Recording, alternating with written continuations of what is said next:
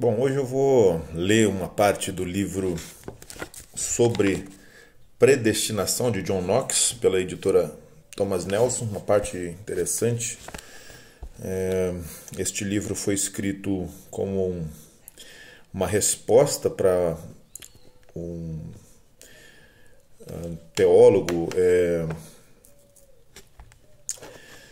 anabatista, teólogo anabatista que estava ali difamando, as doutrinas da graça, difamando a forma como os teólogos calvinistas pregavam sobre a graça, sobre a eleição, sobre a predestinação. E um dos pontos que ele levanta contra as doutrinas da graça é que, supostamente, essa forma de pregar, a forma como os calvinistas pregam, faria com que Deus fizesse acepção de pessoas. Então, John Knox vai respondê-lo e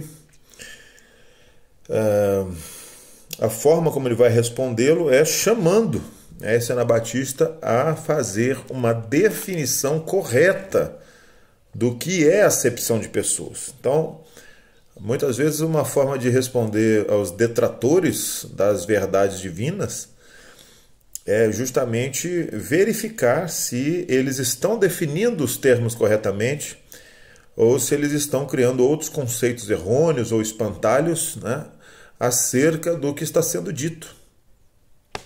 Então aqui o John Knox ele vai fazer vai realizar aqui, vai prover uma definição do que é acepção de pessoas e a partir disso verificar se a acepção de pessoas é o que acontece quando Deus elege alguém antes da fundação do mundo para a salvação, quando Deus escolhe alguém para ser vaso de honra e outros para vaso de desonra, quando Deus predestina alguém para a salvação ou para a destruição. Então vejamos a acepção de pessoas segundo a definição que John Knox provê. A acepção de pessoas é quando uma pessoa indigna é preferida a uma digna, seja pelo afeto corrupto daqueles que a preferem, ou ainda por alguma qualidade ou beleza externa que aparece no homem. Então, alguém que vai realmente fazer uma acepção de pessoas, ela diferencia uma pessoa digna de uma indigna, preferindo a indigna, seja porque a pessoa que está preferindo a indigna ela tem um afeto corrupto, ou seja porque ela está encantada com a beleza externa dessa pessoa que ela está preferindo. Ele continua: como se para o cargo de rei ou de bispos alguém fosse eleito não por santidade, conhecimento e sabedoria, nem ainda por espírito de governo, mas por ser rico, de sangue nobre, com pompa e circunstância, e pessoas com dons muito mais excelentes fossem desprezadas. É o que acontece quando nós escolhemos, nós preferimos. Uma acepção de pessoas muito, muito comum é quando nós preferimos um governante ruim, incapaz para ser um governante, deixando outros que são mais capazes, que tenham mais conhecimento, que tenha um espírito de governança mais preeminente. Então, por motivos escusos, muitas vezes, nós escolhemos aquele candidato que não merece estar nessa posição. Então, aqui ele menciona espírito de governo, por ser rico, de sangue nobre, com pompa e circunstância, e pessoas com dons muito mais excelentes fossem desprezadas, né? Muitas vezes isso acontece na igreja, né? Nós vamos escolher para ser presbíteros ou diáconos, né, nas igrejas, por exemplo, presbiterianas, que há eleição de presbíteros e diáconos. Outras igrejas, né, também têm essas eleições. Então, nessas igrejas, é colocado ali para a eleição pessoas que não apresentam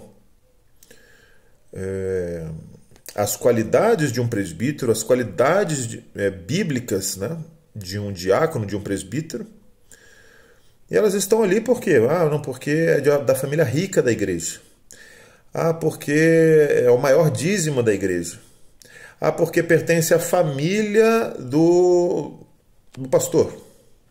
É porque pertence à família da família mais chegada do pastor. Isso é acepção de pessoas, né? Enquanto tem aquele outro irmão que ele é sábio, ele apresenta um bom testemunho, tanto dos de dentro quanto dos de fora, né? É um irmão versado nas Escrituras, é um irmão que governa bem a sua casa, governa bem a si mesmo, e ele não é escolhido, porque muitas vezes não é nem colocado lá para ser eleito. Seria um irmão muito, muito melhor para assumir uma posição de presbiterato, né, ou diaconato, né, do que outros que, por fim, são escolhidos, né, por interesses, às vezes, também políticos, né, para ajudar certos interesses de quem está à frente do trabalho, ou muitas vezes do conselho, ou do presbitério. Então, cairia nessa definição que o John Knox está trazendo aqui. Pessoas com dons muito mais excelentes são desprezadas em todo o processo. Isso que é a acepção de pessoas. Como Samuel, vendo Eliabe e considerando sua beleza e estatura, pronuncia ousadamente em seu próprio coração: com certeza esse aqui é o que o Senhor quis ungir. Quando Deus manda ele ir lá na casa de Jessé para poder ungir um rei que substituísse Saul. Ele continua: essa acepção de pessoas não está em Deus, pois ele não olha para sangue, riquezas, nobreza, virtude, força, nem beleza temporal em sua eleição eterna, mas apenas para sua própria boa vontade e propósito eterno, pelos quais ele nos elegeu em Cristo Jesus. Se você considerar profundamente essa mesma passagem, verá que nenhuma outra em todas as Escrituras de Deus refuta mais o seu erro do que ela, aquele se referindo ao seu interlocutor, né, o anabatista. Pois como Deus não leva em consideração a pessoa do homem, assim ele não considera nada do que está ou pode estar no homem como a principal causa da eleição. O que Deus pode prever, considerar ou saber estar no homem, que seja bom e que não brote de sua misericórdia e bondade. Então a questão o que Deus pode prever no homem que não seja, né, que não seja considerado fruto da misericórdia. O que Deus pode prever de bom em alguém que não seja fruto de sua própria misericórdia.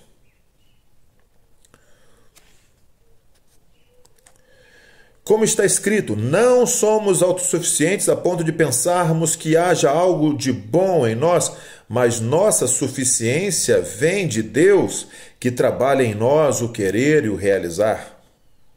Então, se toda a virtude que existe em nós é obra de Deus, pode a obra que se segue ser a causa do propósito eterno de Deus?